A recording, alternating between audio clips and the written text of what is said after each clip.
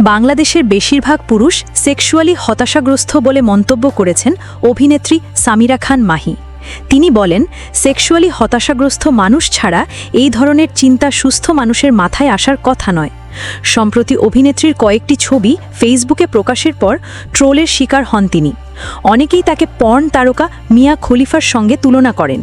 পরে ফেসবুকে এর জবাবও দেন অভিনেত্রী। এ বিষয়ে শুক্রবার 15ই আগস্ট প্রথম আলোকে দেয়া এক সাক্ষাৎকারে মাহি বলেন, যারা এই ধরনের সমালোচনা করে এদের নিয়ে কিছু বলার নেই। আমি জানি না এই সিগনেচারটা কে তৈরি করেছে। চশমা পরলেই আমাকে অন্য কারোর মতো লাগতে হবে এমন তো কথা না। আসলে আমার কাছে মনে হয়েছে আমাদের দেশের বেশিরভাগ পুরুষ সেক্সুয়ালি হতাশাগ্রস্ত বলেই রিডিং গ্লাস পরা এরকম ছবি দেখে তাদের কাছে মনে হয়েছে এটা ওই রকম।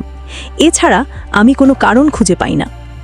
একজন আর্টিস্ট অনেক ধরনের ছবি আপলোড করতে পারে উল্লেখ করে এই অভিনেত্রী আরও বলেন, সেটা নিয়ে মানুষ নানান মন্তব্য করতেই পারে, কিন্তু এই ধরনের স্টুপিডিটি অসভ্যতা তো মানা যায় না।